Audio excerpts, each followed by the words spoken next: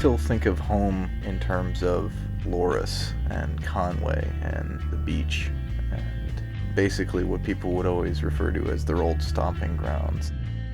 A lot of the songs on Summer's Parting Ways and a lot of the songs from other records like We Walked Home off of Clover Farm, there's a lot there that is really pulling from things that have happened, and they're almost really like unimportant things, probably things that I shouldn't really put any kind of fixation or emphasis on remembering, but there are buildings that wouldn't seem to hold any kind of literal significance or obvious significance to the music, but like when I listen to some of the tracks on Summer's Parting Ways, I'm going to think about the Horry County Memorial Library and the bridge over the lake towards my mother's house and riding my bike down a few of the back roads and getting stoned when I was a teenager. And half of this stuff is not stuff anyone should really look back on fondly, and I don't know that I do. I think it's just, writing some of these songs just kind of conjures up some of this imagery, whether you want it to or not. And I think to suppress it or deny it is really dishonest. And I think a lot of people go through phases in their lives that they aren't particularly proud of, or done things that maybe they aren't into anymore, but they can't really erase that part of them from their identities. And I think the music addresses that.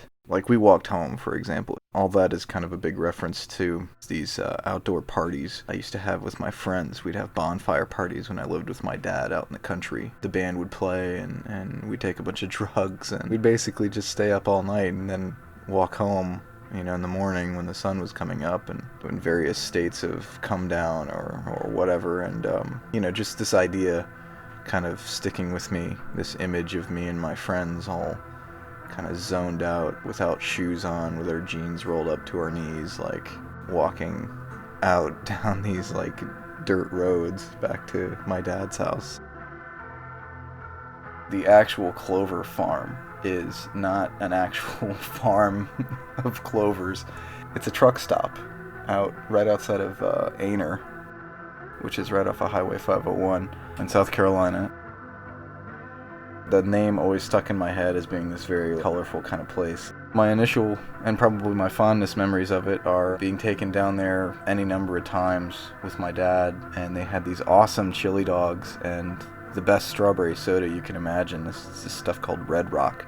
And to this day, I cannot find it at all where I live now. I've only ever been able to find it, like, pretty much right there. And so, actually, the other memories, though, the songs on the EP are more referencing, are actually in the surrounding area, more or less.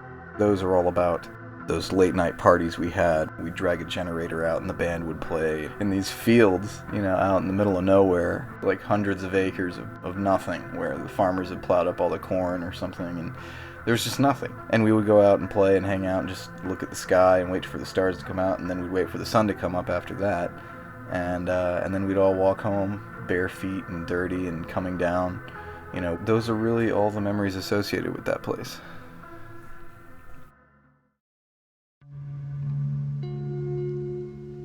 I remember the day I came home from school, and 1997, my sister and I were just kind of hanging out. My dad was in the house somewhere, and my mother shows up with a cop and demands that my dad leave the house and all that. He can't take anything with him. He just has to get in the car and go, basically. And we didn't know what was going on. We found out later it was basically just a long time coming between the two of my parents. And I literally have a tape that I actually found earlier this year of myself sitting down after this whole thing happened and explaining what happened to the tape, and then just kind of announcing that I just wanted to play the guitar to deal with it, because presumably my father played guitar a lot and had all the guitars in our house. And I think subconsciously there was some sort of thing where I wanted to pick up the guitar because it made me feel a little bit closer to him, not being there. And he went to the pawn shop and got me an electric guitar from the pawn shop and a little like 5-watt amp. And that's actually the same electric guitar that I have now. It's considerably more beaten up, but I blew the amp within like a week, turning it up all the way and trying to play like Kurt Cobain or something. So When I first started out, I didn't tune anything. I did everything by ear. I didn't know any chords. And I eventually figured things out. I taught myself chords from using chord charts and Beatles fake books at the library. I downloaded a lot of tablature on the internet of songs that I knew and stuff I liked. And so basically, like, where I'm at now as a musician in general has all just been an accumulation of trial and error and sneaking little licks away from things that I like and hoping people don't notice.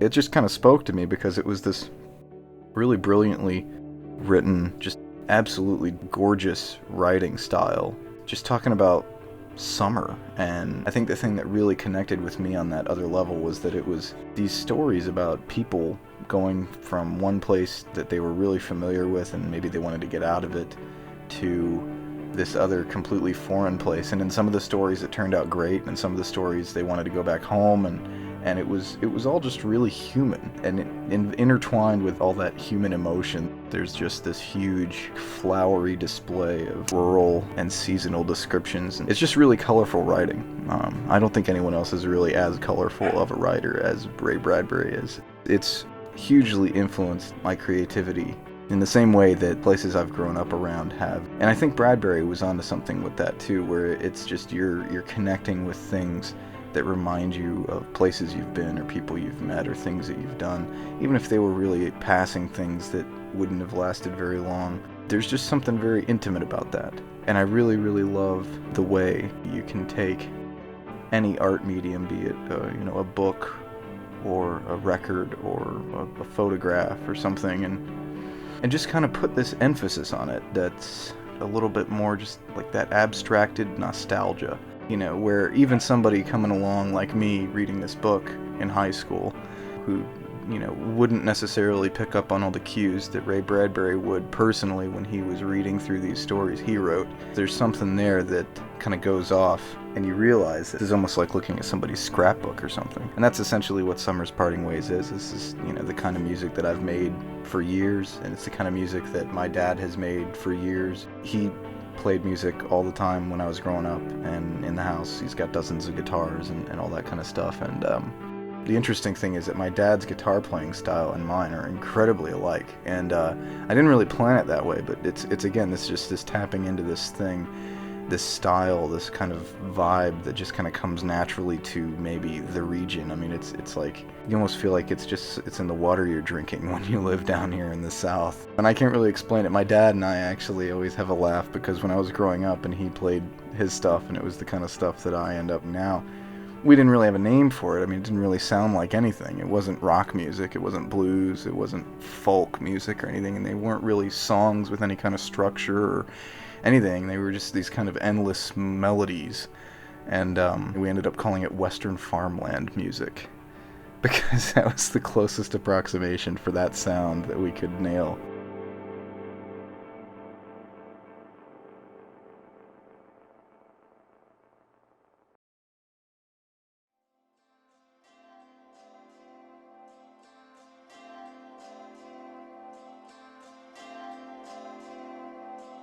I've only ever done what I do in the creative spectrum for myself and for my friends and for my family, and it's probably always going to stay that way. So yeah. I hope you have enough stuff. I'm looking at the counter. This is 30 minutes now it's been, so hopefully it's enough. You've heard me ramble enough, man. I'm sure you're so sick of hearing this. So anyway, yes, good luck with this. If it doesn't turn out, then it doesn't turn out. Talk to you later. Bye.